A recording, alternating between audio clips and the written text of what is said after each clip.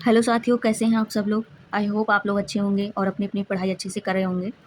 तो साथियों, हमारे पॉलिटी लेक्चर का सीरीज जो चल रहा है उसका आज 13वां लेक्चर का पार्ट 3 है, जिसमें हम लोग पढ़ रहे थे कौन सा चैप्टर, मौलिक अधिकार।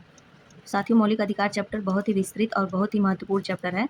इससे कई सारे प्रश्न हमारे एग्जाम में बनते हैं, तो इसको बहुत ही इत्मीनान से, बहुत अच्छी तरीके से हम लोग पढ़ेंगे। कोई जल्दीबाजी नहीं है, सारे एक एक अनुच्छेद को बढ़िया से कॉन्सेप्ट की क्लैरिटी अपने अंदर लाएंगे, ताकि हमारा कोई भी क्वेश्चन गलत ना होने पाए।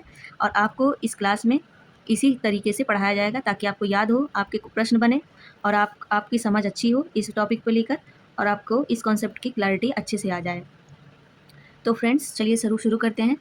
आज हम लोग पढ़ेंगे, आज का टॉपिक है हमारा अनुच्छेद। आज का टॉपिक है,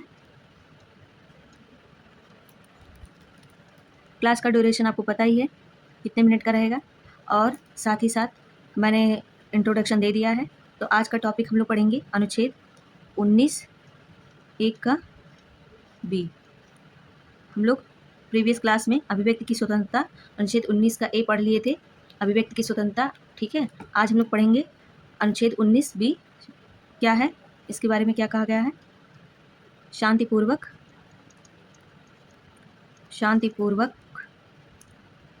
एवं निशस्त्र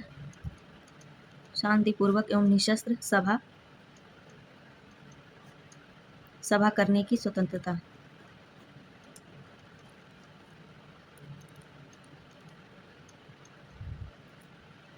ठीक है, अनुच्छेद 19 बी में क्या है कि शांतिपूर्वक एवं निशस्त्र सभा करने की स्वतंत्रता।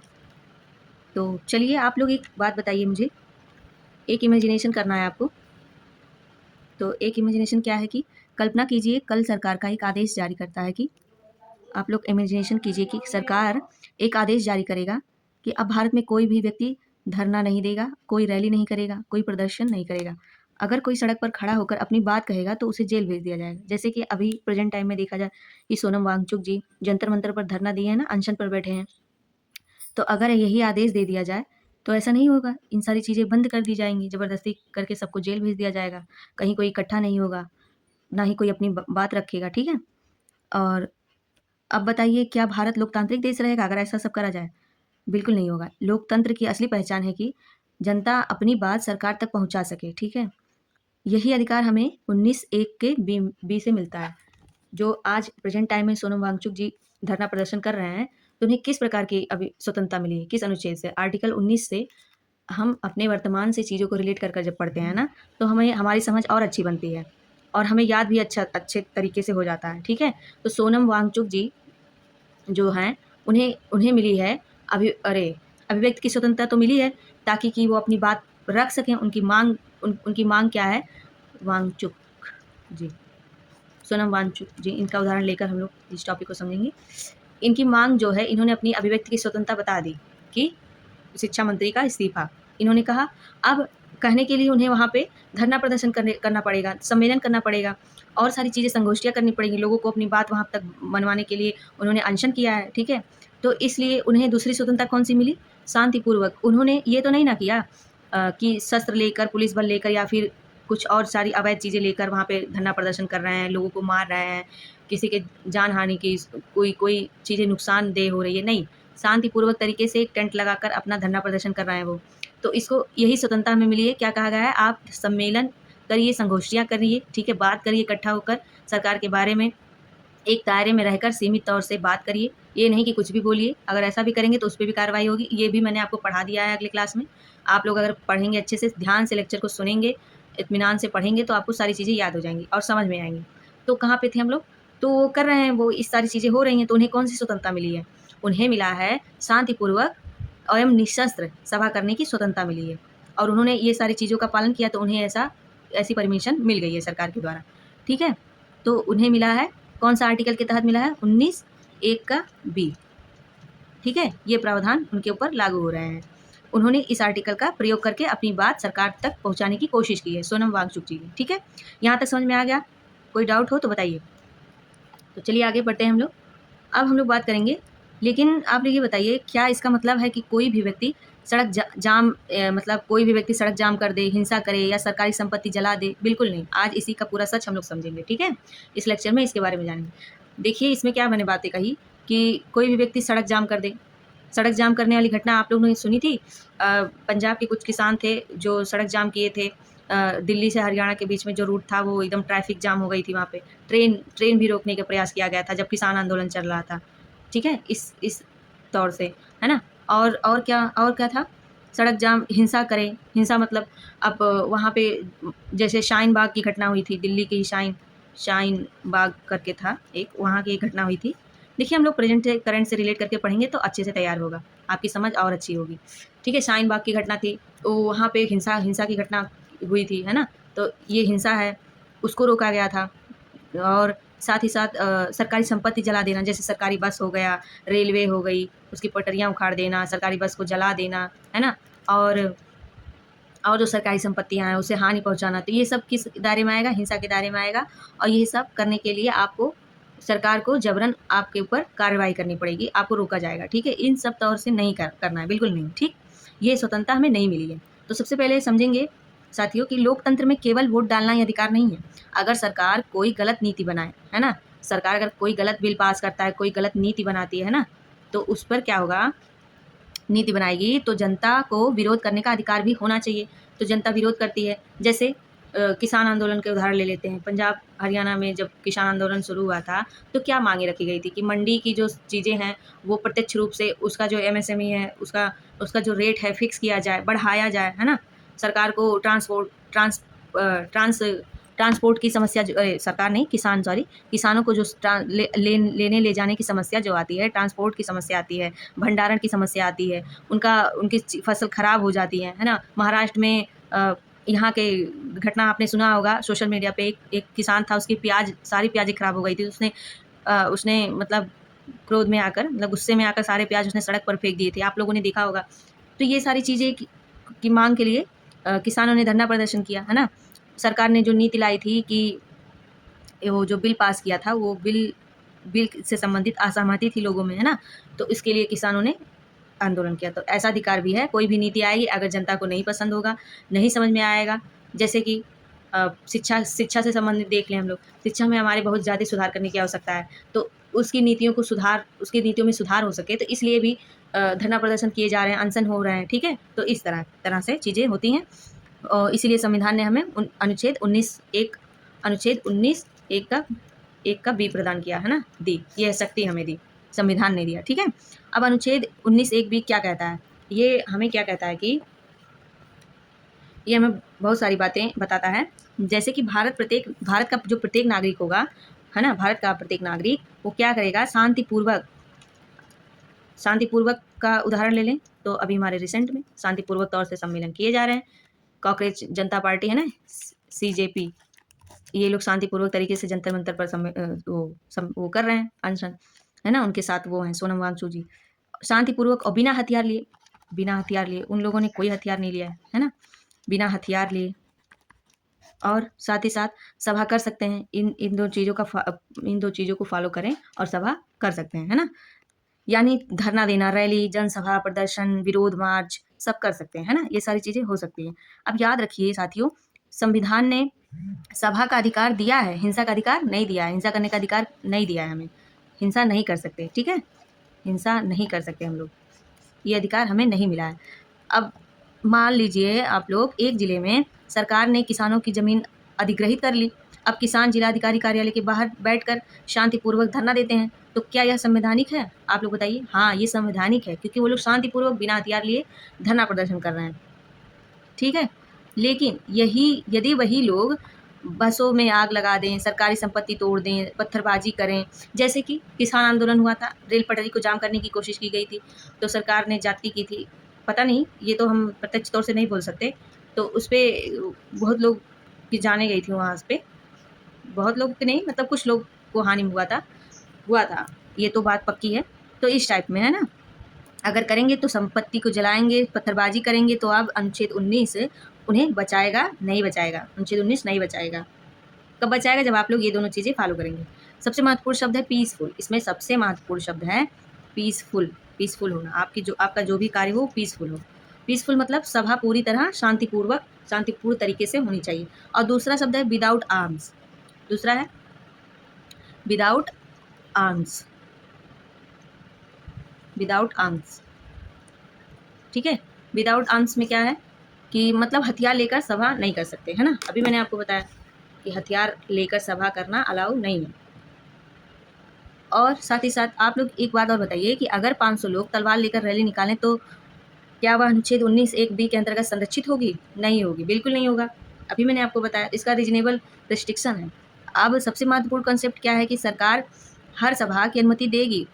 सबसे बड़ा ये भी एक सवाल आपको करना चाहिए कि क्या सरकार हर सभा की अनुमति देगी? नहीं देगी। सरकार कुछ परिस्थितियों में प्रतिबंध लगा सकती है। आपकी सभा किस टाइप की है, क्या है, कहीं आतंकवाद वाला नहीं है, कहीं कुछ किसी को हानि पहुंचाने टाइप का नहीं है कि कुछ लोग इकट्ठा होकर वहाँ पे दंगा फसाद करने लगे, नहीं, ऐसा नहीं देगी, ठीक है। ऐसे करने नहीं देगी आपको।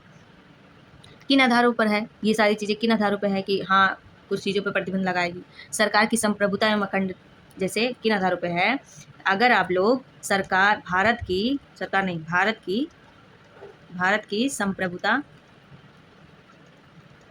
भारत की संप्रभुता एवं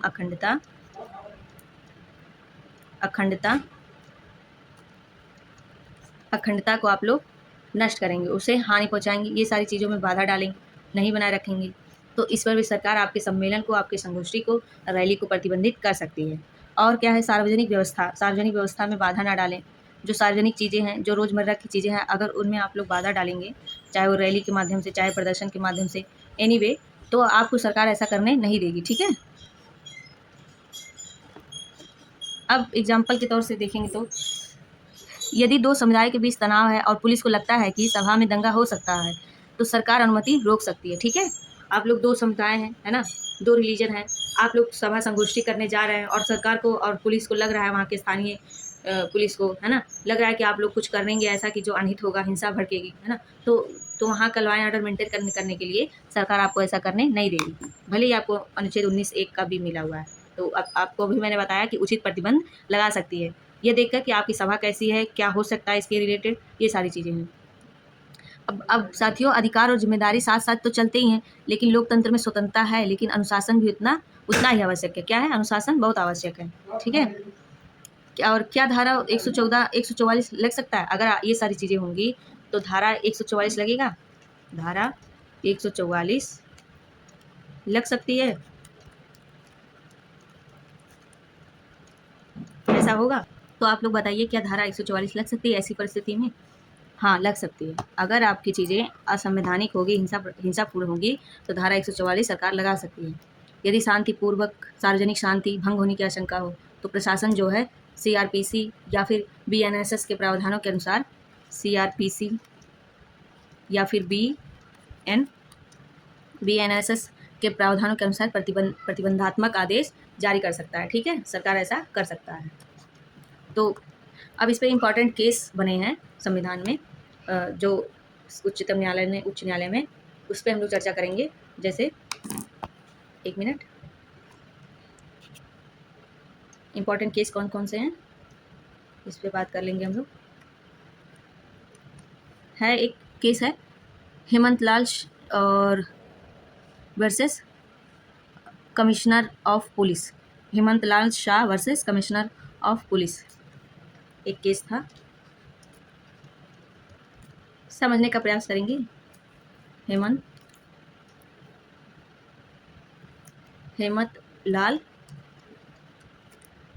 लाल शाह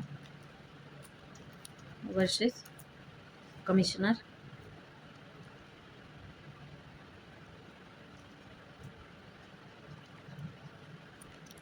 ऑफ पुलिस,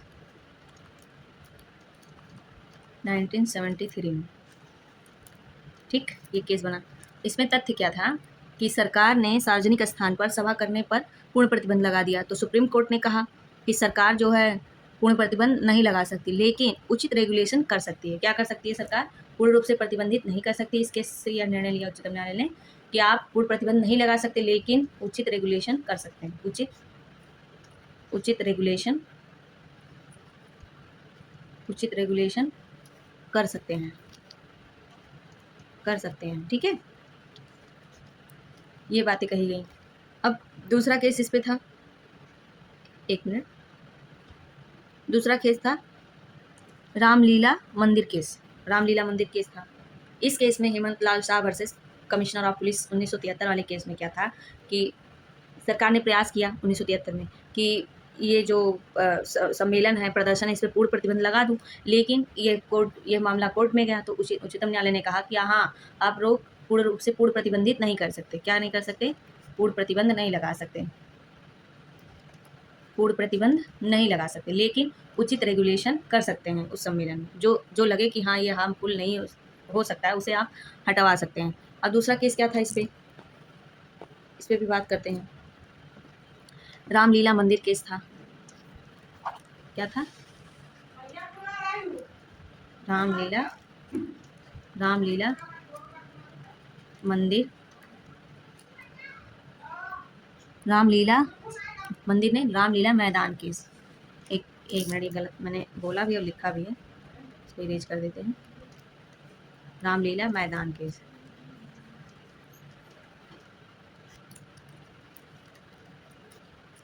2012, ठीक है। सुप्रीम कोर्ट में इसमें क्या कहा कि शांतिपूर्ण प्रदर्शन लोकतंत्र का महत्वपूर्ण हिस्सा है, लेकिन पुलिस भी कानून व्यवस्था बनाए रखने के लिए जिम्मेदार है। रामलीला मैदान केस में क्या हुआ? हाँ, कहा कि आप लोग शांतिपूर्वक पीसफुल तरीके से सम्मेलन करिए, आपका पूरा अधिकार है, लेकिन पुलिस भी क्या है इसमें इन्वॉल्व रहेगी, आपकी व्यवस्था आप चीज़ें गलत ना करने पाएँ, इसलिए कानून व्यवस्था बनाए रखने के लिए पुलिस क्या रहेगी? जिम्मेदार रहेगी, ठीक है। अभी एक घटना हुआ था, आप लोगों को याद है, एक बाबा करके थे, कोई पति पत्नी थे, कौन से बाबा थे मुझे नहीं पता, अभी याद नहीं है, इस समय रिकॉल नहीं हो रहा है, लेकिन उसमें क्या हुआ था कि उनको जब उनके सम्मेलन हुआ, बहुत सारे लोग भीड़ हुई थी इकट्ठा, तो वहाँ के डीएम एसडीएम से परमिशन मिला तो था, लेकिन पुलिसिंग अच्छी नहीं हुई थी, वहाँ पे व्यवस्था नहीं अच्छी की गई थी, पुलिस उतने तौर से जिम्मेदारी नहीं ली थी। तो क्या हुआ था? भगदड़ मच गया था। उन जो बाबा थे, उनकी वो थी, उन्हें स्पर्श करने के, लोग छूने के लिए इतने आताताई थे कि अपनी जान तक गंवा बैठे थे उस संगोष्ठी में। तो पुलिस व्यवस्था ठीक नहीं थी, निकासी की व्यवस्था ठीक नहीं थी, कितने लोगों का दम घुट गया था उसी में। तो यही सारी चीज़ें थी, ऐसा भी एक केस बना अभी हाल में ही, बहुत सारी चीज़ें होती रहती हैं। अब एग्जाम पॉइंट से क्या है हमें याद करना कि अनुच्छेद 19(1) आर्टिकल 19(1) का बी जो है केवल भारतीय नागरिकों को प्राप्त है। क्या है? केवल जो शब्द है वो महत्वपूर्ण है, केवल भारतीय नागरिक को प्राप्त है, ठीक है। फॉरिजन जो विदेशी हैं कोई अधिकार नहीं प्राप्त है, विदेशी लोगों को यह अधिकार नहीं प्राप्त है, विदेशी लोगों को यह अधिकार नहीं प्राप्त है, ठीक है। अब इस पे याद कर लेते हैं ट्रिक के माध्यम से। ट्रिक क्या है?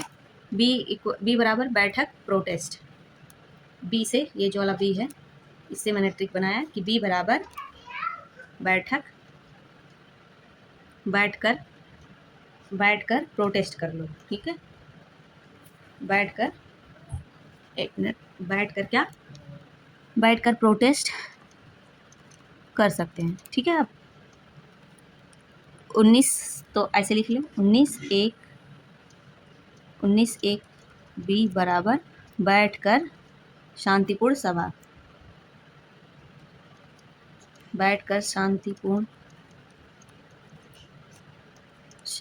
सभा, ठीक है। इतनी सारी चीज़ें हम लोगों ने जाना।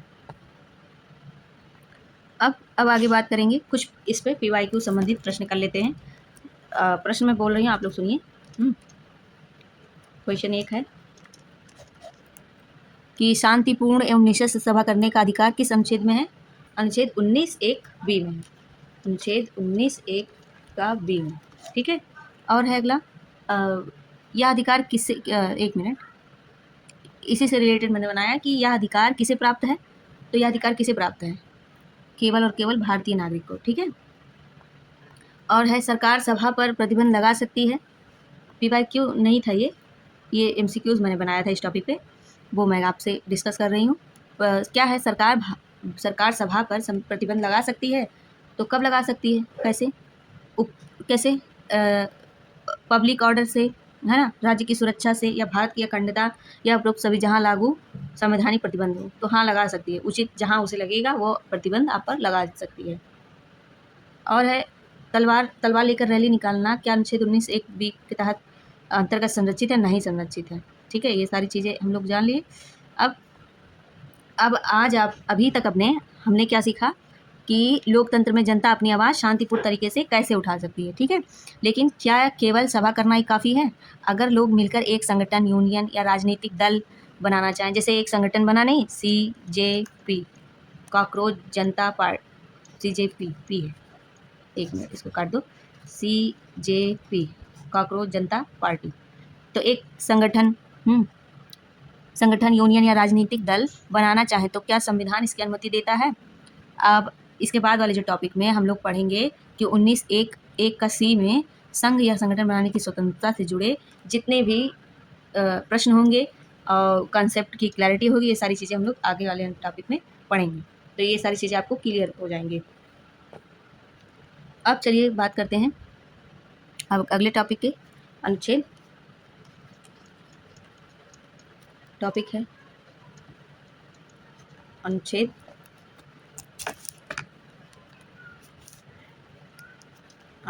19 का 1 का C। ठीक है, अब इस पे बात करेंगे। संघ, इसमें क्या क्या चीज़ें हैं? संघ है, संगठन है, यूनियन है या सहकारी समिति है। सहकारी समिति बनाने की स्वतंत्रता। ठीक है, ये सारी चीज़ें अनुच्छेद 19(1) का C में है। अब आप लोग साथियों एक सवाल सोचिए कि अगर कल सरकार कहे, अगर सरकार आज ही कहे, है ना, कल की बात ही छोड़ दीजिए, आज ही कह दे कि आज से भारत में कोई राजनीतिक दल नहीं बनेगा, और कोई कर्मचारी यूनियन नहीं बनेगी, कोई छात्र संगठन नहीं बनेगा, कोई किसान संगठन नहीं बनेगा, हर व्यक्ति अकेला रहेगा, तब क्या भारत लोकतांत्रिक देश कहलाएगा? तो बताइए कहलाएगा या नहीं? तो ये इसमें ये बातें हैं कि लोकतंत्र की ताकत केवल वोट से नहीं है, बल्कि लोगों का एकजुट होकर अपनी बात रखना भी है। ठीक है, इसलिए संविधान ने हमें केवल बोलने का अधिकार ही नहीं दिया, बल्कि मिलकर संगठन बनाने का अधिकार भी दिया। तो यही अनुच्छेद 19(1) का C में लिखित है ना। अब चलिए इसको समझते हैं कि संगठन, यूनियन, ये सारी चीज़ें हैं ना। तो मान लीजिए किसी जिले के 500 शिक्षक अपनी वेतन संबंधी समस्या सरकार तक पहुंचाना चाहते हैं। जैसे एक मामला आया था कि शिक्षा मित्र वाला, तो सारे शिक्षा मित्र मिलकर इसके लिए आवाज़ उठाए थे कि नहीं, शिक्षा मित्र को निकाला ना जाए, उन्हें एक उचित मानदेय पर रखा जाए, है ना। तो ऐसा प्रावधान किया गया था, ये उत्तर प्रदेश में हुआ था। तो सारे शिक्षक मिलकर एक संगठन बनाए थे, है ना। अगर हर शिक्षक अलग अलग जाएगा तो शायद उसकी बात नहीं सुनी जाएगी, लेकिन अगर वही लोग शिक्षक मिलकर एक संगठन या यूनियन शिक्षक संघ बना लें तो उनकी आवाज़ अधिक प्रभावी होगी और सुनी भी जाएगी, और उनकी आवाज़ सुनी भी गई, ठीक है, उस पर निर्णय भी लिया गया। तो यही क्या है, लोकतंत्र की शक्ति है कि संगठन में ही शक्ति है। लोकतंत्र भी यही चाहता है, वो सिखाता है हमें इसके माध्यम से कि हाँ, अगर आप लोग संगठित रहेंगे, एक यूनियन में बनकर रहेंगे, संघ बनाएंगे, अपनी बातें इकट्ठा होकर एक जंजीर की कड़ी के नुमा मिलते रहेंगे, मिलकर काम करेंगे, तो आपकी बातें सुनी भी जाएंगी, उस पर अमल भी किया जाएगा, सारी चीज़ें उस पर रूल रेगुलेशन बनाई जाएंगी। ठीक, इस तरीके से है सारी चीज़ें। अब हम लोग बात करते हैं पर 19 अनुच्छेद आर्टिकल 19(1) का C के बारे में आगे चर्चा करते हैं। इसमें क्या बात करना है, प्रत्येक भारतीय नागरिक को संघ, संगठन, यूनियन एवं सहकारी समिति बनाने का अधिकार है। ये तो मैंने जान लिया आप लोगों ने। अब आप लोग याद रखिए, लोकतंत्र में अकेला व्यक्ति कमज़ोर हो सकता है। ठीक है, बात ही हम लोग कर रहे हैं यहाँ पे लोकतंत्र। हमारा मेन आधार ही जो क्या है, नींव क्या है, लोकतंत्र। ये देखिए, लोक मतलब लोग मतलब ढेर सारे लोग, और तंत्र मतलब एक समूह, है ना। लोकतंत्र, लोग अकेला रह जाएगा, कोई अकेले यहाँ पे आएगा बात करेगा तो उसकी बातें नहीं सुनी जाएंगी। तो इसीलिए अभी प्रेजेंट टाइम में सोनम वांगचुक जी CJP के साथ आकर अपनी बातें रख रहे हैं, अनशन प्रदर्शन कर रहे हैं। ठीक है, तो क्या है कि वो अकेला हो जाएगा, कमज़ोर भी होगा, उसकी बातें सुनी भी नहीं जाएंगी। इसलिए संविधान ने क्या दिया, हमें कौन सी शक्ति दे दी, कौन सा राइट पावर दे दिया कि आप लोग ले लीजिए एक और ब्रह्मास्त्र कि ले जाइए, आप लोग संगठन बनाने की स्वतंत्रता प्राप्त करिए। हाँ, आप लोगों की कोई समस्या है, आप लोग एकजुट होकर अपनी बात आगे रखिए, बताइए, डिस्कस करिए, लोगों से पहले बताइए, आप लोग एक दूसरे से विचार विमर्श करिए, फिर उसको एक समूह में एक आवाज़ से एक साथ बोलकर उसको सरकार तक पहुँचाइए, आपकी बातों पर अमल किया जाएगा। तो हमारे प्यारे से संविधान ने हमें ये एक बेहतरीन ब्रह्मास्त्र दिया कि अगर इसका प्रयोग आप लोग कर दिए तो आपकी चीज़ें पूर्ण होने की संभावना जारी रहेगी। ठीक है। अब एक चीज़ क्या है, संघ एसोसिएशन क्या है ये भी जान लेते हैं। संघ जो शब्द है ये बहुत ही महत्वपूर्ण शब्द है, इसको भी समझते हुए चलेंगे तो हमारा कॉन्सेप्ट और क्लियर होगा। संघ यानी कि एसोसिएशन, उसका इंग्लिश है एसोसिएशन। एसोसिएशन क्या है? तो जब दो या दो से अधिक व्यक्ति किसी साझा उद्देश्य मतलब उसका भी उद्देश्य एक है और एक व्यक्ति है ना, और उसका भी एक उद्देश्य है, और दोनों एक दूसरे के उद्देश्य को साझा कर रहे हैं। ठीक है, साझा उद्देश्य है। तो उद्देश्य के लिए एक साथ आ जाएं, इन दोनों के उद्देश्य साझा है ना, एक दूसरे से शेयर करके अपना उद्देश्य इन लोगों ने क्लियर कर लिया और दोनों एक साथ आ जा रहे हैं। क्या हो रहा है, एक साथ आकर एक समूह बनाते हैं। एक क्या बनाते हैं, समूह बनाते हैं। तो उसे संघ या तो उस समूह को क्या कहेंगे, संघ या संगठन कहेंगे, संघ या संगठन। आ गई इतनी बात समझ में? ठीक है, आपको ये पूरा क्लास पूरा समझ में आएगा अगर आप लोग पूरे ध्यान से, पूरे फोकस्ड होकर बैठकर लिखते रहेंगे और सुनते रहेंगे और समझेंगे। और फिर भी अगर आपका कोई डाउट होगा तो कमेंट में ज़रूर पूछिए। ठीक है, अब यहाँ तक हम लोगों ने जान लिया। अब इसका जैसे कि संघ बनाते हैं, इसका एग्जाम्पल ये होगा जैसे कि राजनीतिक दल है, ना, राजनीतिक दल जैसे बीजेपी, कांग्रेस, ये सारी चीज़ें। कर्मचारी संघ है, शिक्षक संघ है, और किसान संगठन है, व्यापार मंडल है, छात्र संगठन है, स्वयंसेवी संगठन है, एनजीओ हैं, सहकारी समितियां हैं, ये सारे क्या है, महत्वपूर्ण संगठन हैं। अब इसमें फैक्ट्स क्या है, इंपॉर्टेंट फैक्ट्स क्या बनेंगे ये भी जान लेते हैं कि 97 संविधान संशोधन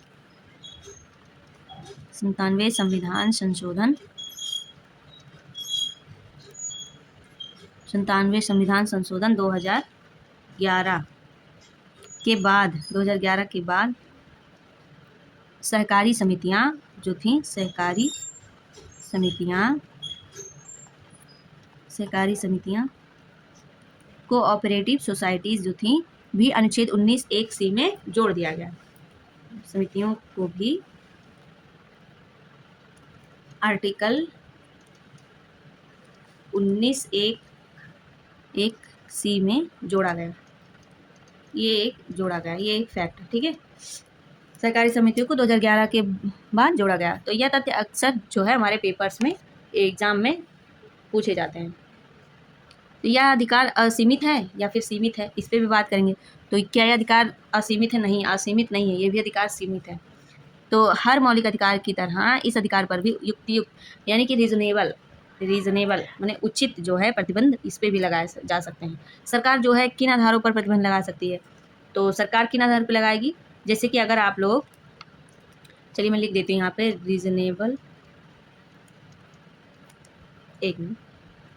रीजनेबल रिस्ट्रिक्शन।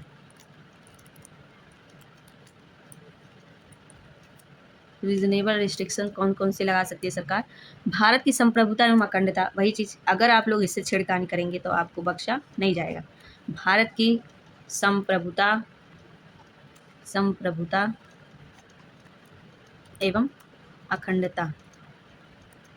और कौन से रीजनेबल रिस्ट्रिक्शन है? सार्वजनिक व्यवस्था, ये भी पब्लिक डोमेन, पब्लिक ऑर्डर पर, सार्वजनिक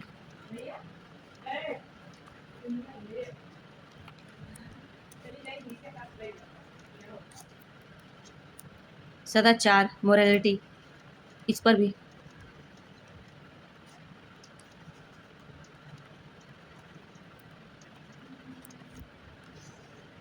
ठीक है, इस पर भी सरकार जो है रीजनेबल रिस्ट्रिक्शन लगा सकती है। अब अब आप लोग बताइए कि अगर कोई संगठन देश तोड़ने की बात करे या आतंकवाद को बढ़ावा दे, है ना, तो क्या उसे अनुच्छेद 19(1)(c) का संरक्षण मिलेगा? बिल्कुल नहीं मिलेगा, है ना, नहीं मिलेगा, क्योंकि संविधान स्वतंत्रता तो दे रहा है आप लोगों को, लेकिन राष्ट्र विरोधी गतिविधियों की अनुमति नहीं दे सकता। अगर आप राष्ट्र विरोधी तत्वों को बढ़ावा देंगे, उसके विरोध में कुछ बातें कहेंगे, राष्ट्र हित के विरोध में, है ना, आप लोग देशद्रोह वाली एक्टिविटी करेंगे तो आपको बख्शा नहीं जाएगा, आप पे कार्रवाई की जाएगी। तो ऐसी स्वतंत्रता संविधान ने हमें नहीं दिया। अगर इन तीनों से छेड़खानी होगी तो ऐसी स्वतंत्रता को खत्म कर दिया जाएगा। आपका ये जो आर्टिकल है वो नहीं मान्य, उस समय के लिए आपको नहीं दिया जाएगा, आपको रोका जाएगा। ठीक है। अब आप लोग मान लीजिए कि कुछ लोग एक संगठन बनाते हैं जिसका उद्देश्य है भारत के किसी हिस्से को देश से अलग करना, है ना। आप लोग एक संगठन बनाते हैं, जैसे कि अभी आए दिन कुछ ना कुछ कहीं से खबरें उठती रहती हैं कि पता नहीं सही रहती हैं या गलत। सही रहती होंगी तभी तो, जैसे कहीं कहते हैं कोई हम अलग राज्य बनाएंगे, हम अलग देश ही बना लेंगे, है ना, तो ऐसी चीज़ें होती रहती हैं। तो क्या सरकार ऐसे संगठन पर प्रतिबंध लगा देगी? हाँ, बिल्कुल लगा देगी, क्योंकि भारत की संप्रभुता और अखंडता खतरे में नहीं आनी चाहिए एनी ऑफ कास्ट, एनी किसी भी तरीके से, है ना। अब इस पे भी सुप्रीम कोर्ट में कई केस मामले दर्ज कराए गए। तो कौन कौन से हैं, चलिए इस पर बात कर लेते हैं हम लोग। तो कौन कौन से होंगे, जैसे कि चलिए इसको पहले मिटा लेंगे। केस हमारे हैं Damayanti Naranga versus Union of India, ये केस बना था। ठीक है,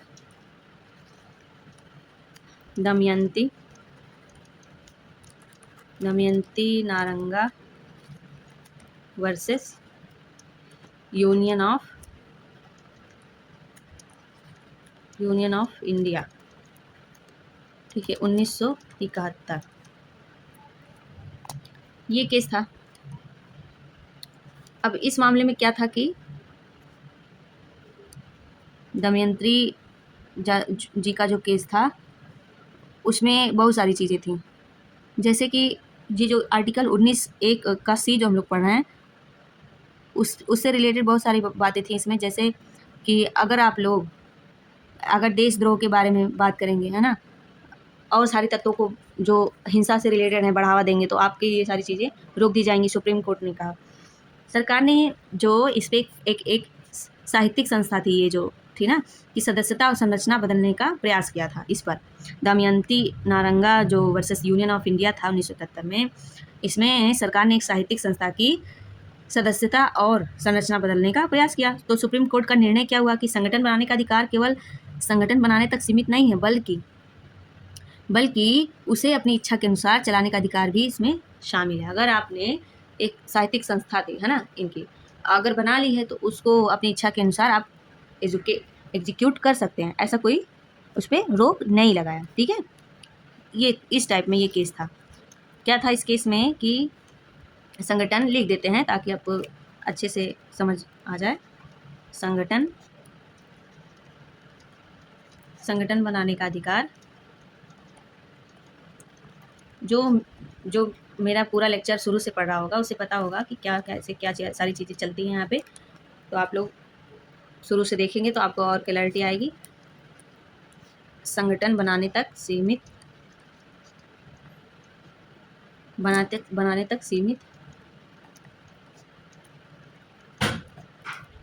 नहीं है, बल्कि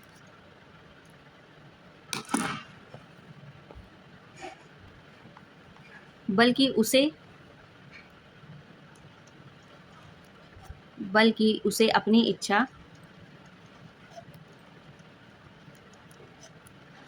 इच्छा के अनुसार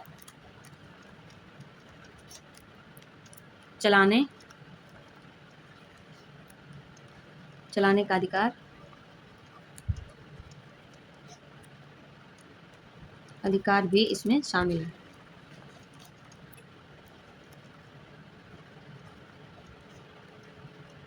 ठीक है, अब एग्जाम पॉइंट ऑफ व्यू से क्या है कि अनुच्छेद 19(1)(c) सबसे महत्वपूर्ण निर्णय था।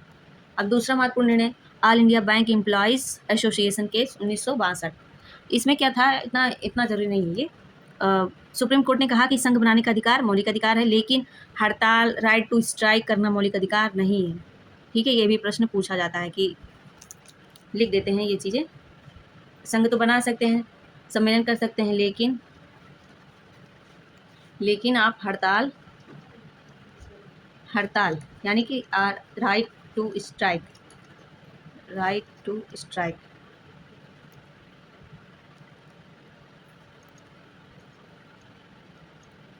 राइट टू स्ट्राइक करना क्या है? मौलिक अधिकार नहीं है। राइट टू स्ट्राइक करना मौलिक अधिकार नहीं है।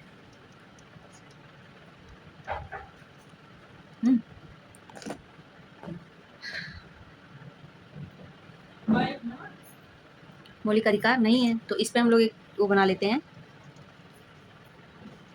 जैसे सी इक्वल टू क्या होगा, अभी आपको बता रहे हैं सी कहाँ से आया। सी बराबर क्लब कमेटी कोऑपरेटिव, सी से एक, सी यहाँ से आया, 1 मिनट, 9(1) का सी, यहाँ से सी आया, ठीक है। सी बराबर ट्रिक है हमारा, क्लब याद रखिए, कमेटी याद रखिए, और कोऑपरेटिव याद रखिए, ठीक है। इतनी सारी चीज़ें हम लोग इस ट्रिक से याद रख लेंगे, हमें नहीं भूलेगा। Club committee cooperative union association. अब अगले टॉपिक पे चलते हैं हम लोग। अब अगला टॉपिक है अनुच्छेद 19(1) का डी। ये भी महत्वपूर्ण है, टॉपिक है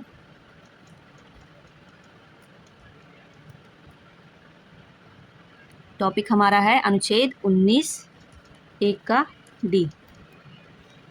अब इस टॉपिक में क्या है? भारत के संपूर्ण क्षेत्र में स्वतंत्र आवागमन। क्या है? भारत के संपूर्ण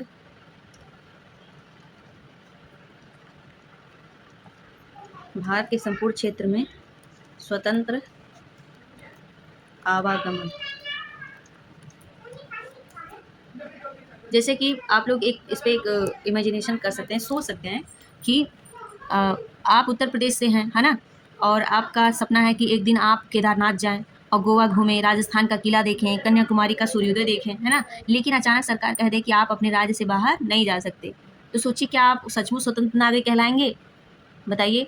आप लोग ऐसा करने जाएं, आपको ऐसे कह दिया जाए कि नहीं, आप अपने राज्य से बाहर नहीं जा सकते, है ना। तो हमारा संविधान केवल बोलने और संगठन बनाने की स्वतंत्रता ही नहीं देता, बल्कि पूरे भारत में स्वतंत्र रूप से घूमने या संचरण करने का अधिकार भी देता है। यही अधिकार जो है अनुच्छेद 19(1) डी में हमें प्राप्त है। ये भी एक ब्रह्मास्त्र हमें दिया गया। सारे ब्रह्मास्त्र हैं, ये जान लीजिए। अगर ये सब ना होते हमारे पास, तो हम लोग जान लीजिए एक चिड़िया होते जो पिंजड़े में बंद है। जैसे एक लॉकडाउन की स्थिति नहीं थी, वैसे हमारी हर रोज़ हर दिन की यही स्थिति बन जाती। नहीं दूसरे राज्य में जाना नहीं है, ना ही कहीं खड़े होकर बोलना है, ना ही कोई यूनियन संगठन बनाना है, ना ही पूर्ण रूप से स्वतंत्र हो कुछ भी करने के लिए, व्यवसाय चुनने के लिए, ये सारी चीज़ें। तो बहुत ही जीवन जो है और मुश्किल हो जाता। और चलिए मान लीजिए एक व्यक्ति है जिसका नाम वो है, क्या नाम है इसका, क्या नाम रखें आप लोग बताइए। एक व्यक्ति है, एक लड़का है, उसका नाम सुरेश है ना। सुरेश उत्तर प्रदेश का रहने वाला है। उसे नौकरी के इंटरव्यू के लिए बेंगलुरु जाना है। तो क्या उसे हर राज्य की सरकार से अलग अलग अनुमति लेनी पड़ेगी कि चलिए मैं आपके राज्य में आ रहा हूँ, मुझे अनुमति दीजिए, मैं यहाँ पे इंटरव्यू दूँ या नहीं दूँ?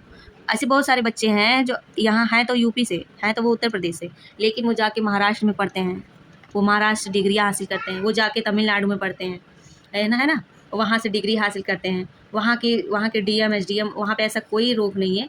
बस आप अपनी ओरिजिनल मार्कशीट ले जाइए और अपना एडमिशन कराइए, पूर्ण रूप से शिक्षा ग्रहण कीजिए, कोई बाधा प्रतिबंध नहीं है। तो ये क्यों नहीं है? ये इसी ब्रह्मास्त्र की वजह से, ठीक है। क्योंकि जो भारत है राज्यों का क्या है, भारत जो है हमारा राज्यों का क्या है, संघ है, वो राज्यों का संघ है। भारत क्या है, राज्यों का संघ है। भारत क्या है, राज्यों का संघ है, अलग अलग देश नहीं है। जो ये जो राज्य हैं वो अलग अलग देश नहीं है। इसलिए संविधान ने प्रत्येक नागरिक को पूरे भारत में स्वतंत्र रूप से घूमने का अधिकार दिया है।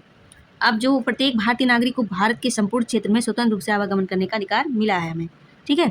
अब साथियों, भारत एक राष्ट्र है, इसलिए नागरिक का अधिकार भी पूरे भारत में चलता है, केवल अपने राज्य तक सीमित नहीं रह सकता, ठीक है। हमारा अधिकार केरल में भी है, हम वहाँ पे जा सकते हैं, घूम सकते हैं, रह सकते हैं, बस भी सकते हैं, इवन वहाँ पे वहाँ से हम लोग अपनी शिक्षा भी ग्रहण कर सकते हैं, व्यवसाय कर सकते हैं, बहुत सारी चीज़ें हैं। तो ये सारी चीज़ें हैं, भारत क्या है, राज्यों का संघ है, ठीक है। अब आवागमन का अर्थ क्या होता है, इसमें जो एक शब्द है आवागमन, ये जो शब्द है इसका अर्थ क्या होगा, तो चलिए इसके बारे में थोड़ा जान लेते हैं।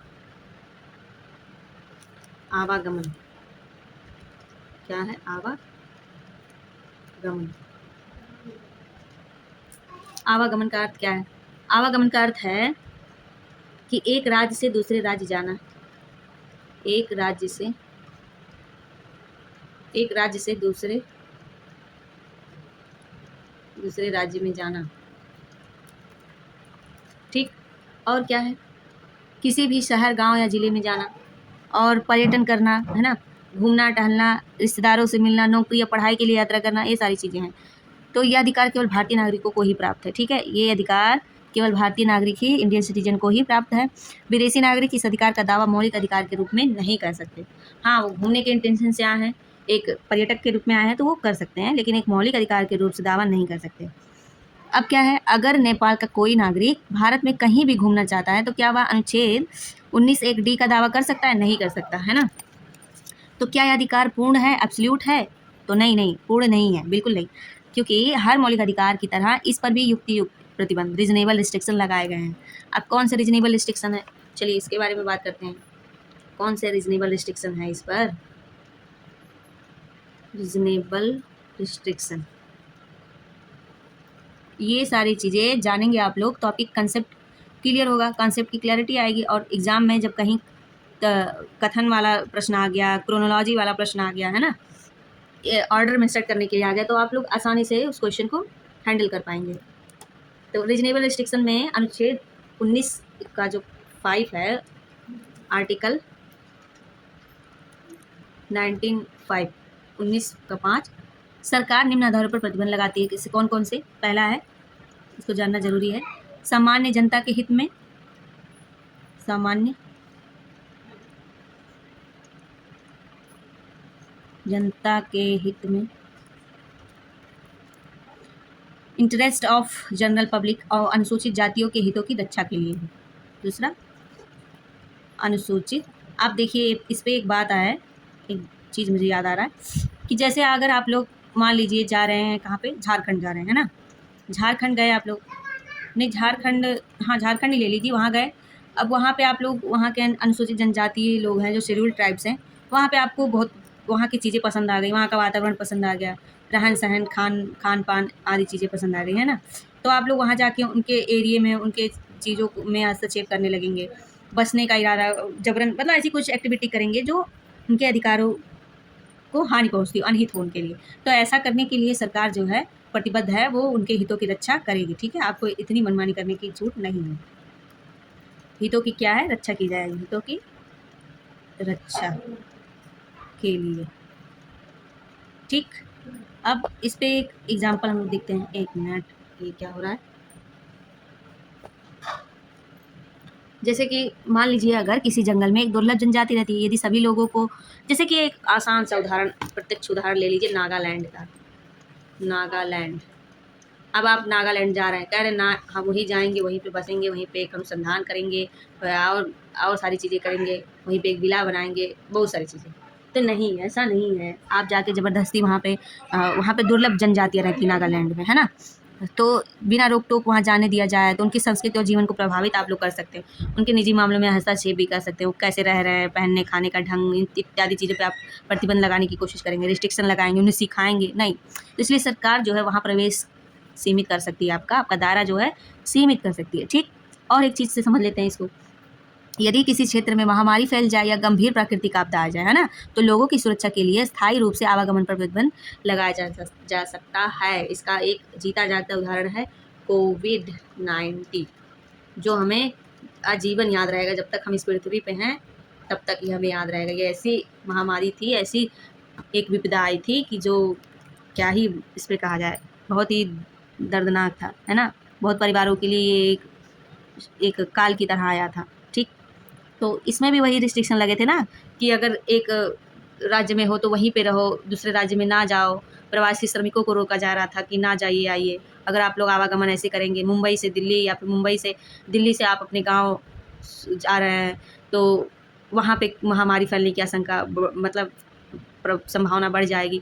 बहुत ऐसी चीज़ें घटनाएं हुई थी। कितने प्रवासी श्रमिक रेल की पटरियों के तले आ गए थे, रात में वो लोग पैदल चल रहे थे, वहीं खाकर सो गए थे।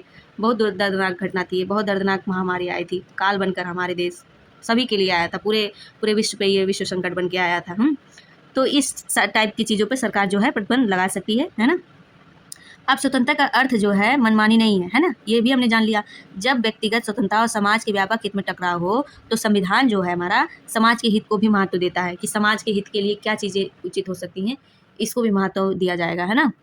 अब हम लोग और एक चीज़ जान लेते हैं, महत्वपूर्ण अंतर इसमें जो अनुच्छेद 1 D बनाम अनुच्छेद 19(1) का D और बनाम अनुच्छेद 19(1) का E। अब जो है चलिए महत्वपूर्ण अंतर डिस्कस कर लेते हैं, जिसमें कि पेपर में कंफ्यूजन होता है। अंतर है आर्टिकल 19(1) D बनाम आर्टिकल 19(1) E, ठीक है। अब 19(1) D क्या है, कहीं भी घूमने का अधिकार है। अनुच्छेद 19(1) D में कहीं भी घूमने का अधिकार है, कहीं भी घूमने का अधिकार। हमारे यहाँ का मौसम बहुत ही अच्छा हो रहा है, आपके यहाँ कैसा है ज़रूर बताइए। बारिश होने वाली है। फिर है अनुच्छेद 1 का E, इसमें क्या है, कहीं भी रहने, और इसको भी ध्यान दीजिए, आप लोग लिख लीजिए और सुनिए ध्यान से। कहीं भी रहने, ये जो शब्दों पे जो पकड़ है ना, भिन्नता है, की वर्ड्स इसको कहते हैं, उस पर बहुत अच्छे से बारीकी से ध्यान दीजिए। कहीं भी रहने और बसने का अधिकार, बसने का अधिकार, है ना, और कहीं भी रहने और बसने का अधिकार। अब याद रखते हैं ट्रिक के माध्यम से इसको, नहीं तो यही गोच पोच हो जाएगा और प्रश्न हम लोग गलत करके चले आएंगे। और पूछेगा ऐसे ही सिमिलर पूछेगा आपको फंसाने के लिए, लेकिन नहीं, हम फंसना नहीं है। हमें क्या करना है, एक ट्रिक बना लेना है और याद कर लेना है उसको। D बराबर ड्राइव, ड्राइव मतलब चलना या घूमना, और E बराबर इस्टाब्लिश्ड, इस्टाब्लिश यानी कि बसना। इन दोनों में है अंतर। ये अनुच्छेद 19(1) E में है, ये अनुच्छेद 19(1) D में है, ठीक। अब इस पे एक निर्णय देख लेते हैं, उसके बाद क्लास यहीं समाप्त करेंगे। फिर अगले क्लास में आगे डिस्कस करेंगे। सुप्रीम कोर्ट के एंगल से अगर देखें तो सुप्रीम कोर्ट ने अनेक मामलों में कहा है कि आवागमन की स्वतंत्रता तो है आप लोगों को, है ना, लोकतंत्र और व्यक्तिगत स्वतंत्रता का महत्वपूर्ण अंग है ये, ठीक। लेकिन यह अधिकार सार्वजनिक हित और संवैधानिक प्रतिबंधों के अधीन है। अगर आप लोग कहीं भी आ जा रहे हैं, बस रहे हैं, तो इसको 2 एंगल से देखा जाएगा कि ये जो आपका आना जाना, आपका बसना, ये जो क्या है, ये सार्वजनिक हित में हो, है ना, वहाँ के लोगों को सार्वजनिक